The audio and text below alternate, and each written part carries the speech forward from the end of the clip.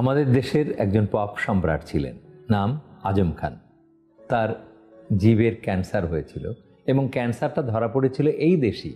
একই রকমভাবে গতকালকে আমার কাছে একজন রুগী আসছে, তার প্রস্টেটের ক্যান্সার ধরা পড়েছে আমাদের দেশেই। ধরে নিন যে এটা প্রস্টেট, এই প্রস্টেটের ভেতরে যদি ক্যান্সারটা থাকে তাহলে আমরা র্যাডিক্যাল নির্মূল অপারেশন করতে পারি, সর্বংশে নির্বংশ করে দিতে পারি ওকে। ভারত অবশ্যই ভালো চিকিৎসা করে, আমরা অস্বীকার করছি না, কিন্তু ভারতে যেতে গিয়ে তার বেশ খানিকটা দেরি হয়েছে। যেটা ছিল প্রস্টেটের মধ্যে সেটা চলে গেল প্রস্টেট থেকে বেরিয়ে হাড্ডির মধ্যে। যদিও আপনারা যারা আমাকে শুনছেন তারা ভাবেন যে এই দেশে চিকিৎসা সম্ভব নয়।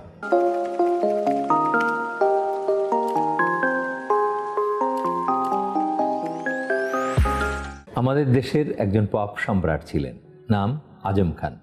তার জিভের ক্যান্সার হয়েছিল এবং ক্যান্সারটা ধরা পড়েছিল এই দেশেরই একজন ডাক্তার, তরুণ চিকিৎসক সেটা নিরূপণ করেছিল এবং তাকে চিকিৎসাও দিতে চেয়েছিল।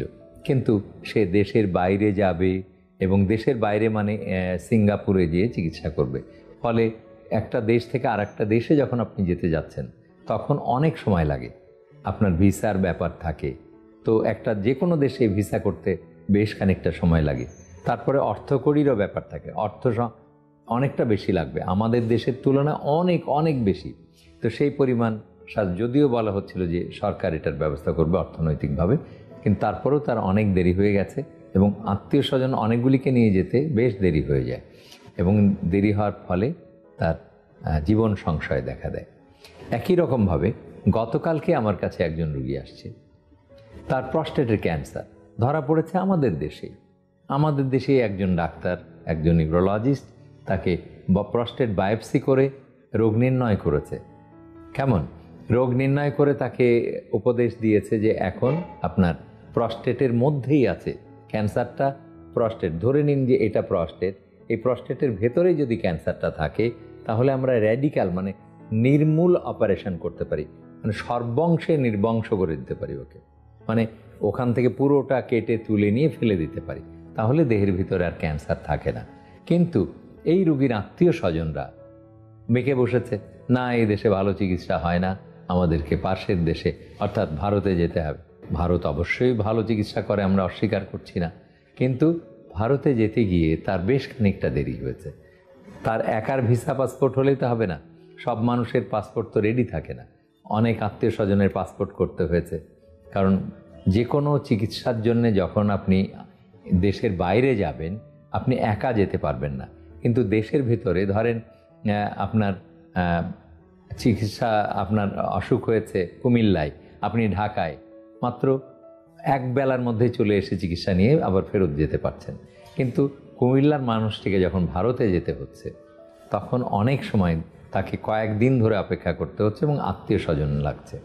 তো আত্মীয় স্বজনের সবার পাসপোর্ট ভিসা করতে করতে তার মাস 6 কেটে গেছে। তারপরে যখন ভারতে গেছে দেখা গেল হ্যাঁ আবারও তারা বায়োপসি করেছে, বায়োপসি করে আবার বলেছে ক্যান্সার, তবে এইবার ক্যান্সার আর প্রস্টেটের মধ্যেই নেই, তার হাড্ডির মধ্যে ছড়িয়ে গেছে। তা আমরা বলবো উইথ মেটাস্ট্যাসিস বা ভার্টিব্রাল ম্যাটস, রক্তের যেটা ছিল প্রস্টেটের মধ্যে সেটা চলে গেল প্রস্টেট থেকে বেরিয়ে হাড্ডির মধ্যে। তখন কিন্তু চিকিৎসা আর র্যাডিক্যাল প্রস্টেটেক্টমি থাকবে না, তখন তাকে নানান রকম অ্যান্ড্রোজেন ডেপ্রাইভেশন থেরাপি, নানান রকমের ঔষধ দিয়ে তার চিকিৎসা করতে হবে। এমনকি রেডিওথেরাপি, কেমোথেরাপিও লাগতে পারে।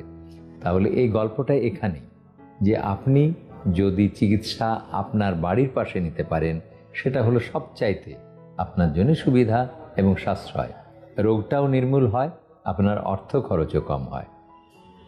যদিও আপনারা যারা আমাকে শুনছেন তারা ভাবেন যে এই দেশে চিকিৎসা সম্ভব নয়, একেবারে সর্বংশে এটা মিথ্যা কথা। এই দেশে 18 কোটি মানুষেরই চিকিৎসা হয়, কাজেই আপনি যেতে পারেন যদি দ্রুত আপনার যাওয়ার সামর্থ্য থাকে।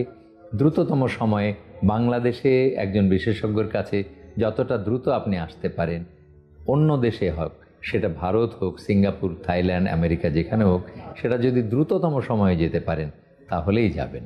না হলে অযথা হ্যাঁ, আপনার পেটের পীড়া হয়েছে, গ্যাস্ট্রিক পেপটিক অ্যাসিডিটি হচ্ছে, এটা নিয়ে আজ নয় কাল 6 মাস পরে গেলেন, কোনো সমস্যা নেই। কিন্তু ক্যান্সার রোগটি নিয়ে যদি আপনি গড়িমসি করতে থাকেন এবং সন্দেহ করেন যে আমার হয়তো, মানে এরকম প্রচারও আমরা দেখেছি যে এই দেশে বাংলাদেশের ডাক্তাররা বলল ক্যান্সার হয়েছে, ভারতে গেলাম ক্যান্সার নাই, ভালো, এই ধরনের প্রচার আমরা দেখেছি, পত্রিকায়ও দেখেছি। মানুষের বরাত দিয়ে, পত্রিকার সাংবাদিকের বরাত না, মানুষের বরাত দিয়ে সাংবাদিকরা লিখেছে। এই ধরনের লেখাটাও যেমন বিভ্রান্তিকর, মানে দেশের চিকিৎসা ব্যবস্থার ক্ষতি হয়, এবং চিকিৎসা ব্যবস্থার ক্ষতি কিন্তু তেমন হয় না, ক্ষতি হয় আসলে রুগীরা বিশ্বাস করতে থাকে এই দেশে চিকিৎসা করলে হয়তো আমার জীবন সংশয় হবে, আমি যদি অন্য দেশে যেতে পারি তাহলে আমার জীবনটা রক্ষা পাবে। কিন্তু মনে রাখতে হবে, পৃথিবীর প্রত্যেকটা দেশের মানুষই মরণশীল, প্রত্যেকটা দেশের চিকিৎসায় কিছু না কিছু ভুল হতেই পারে, সেটাও একটা পরিসংখ্যান আছে। আমরা আরেকদিন সেই পরিসংখ্যান নিয়ে আলোচনা করব। কিন্তু আজকের কথা হচ্ছে যে এই ধরনের রোগ যখন ধরা পড়ে, হ্যাঁ, এই দেশেই আপনি একজন ডাক্তারের বদলে আরেকজন ডাক্তারের কাছে যেতে পারেন, কিন্তু দয়া করে দেশত্যাগ করে আর একটা দেশে যাওয়ার বুদ্ধি করলে আপনি বলবেন যে আমাকে দ্রুত যেতে হবে, কিন্তু সবাইকে রেডি করে, আত্মীয় স্বজন সবাইকে রেডি করতে গিয়ে যদি 6 মাস কাটিয়ে দেন, তাহলে আমি গল্পের দুটো অংশ বলেছি, দুটো অংশের পরিণতি খারাপ। কাজেই এই বুদ্ধিটা আর করবেন না। নিয়মিত স্বাস্থ্য বিষয়ক পরামর্শ পেতে আমাদের চ্যানেলটি সাবস্ক্রাইব করুন এবং বেশি বেশি লাইক ও শেয়ারের মাধ্যমে সবাইকে আমাদের সাথে সংযুক্ত হওয়ার সুযোগ করে দিন।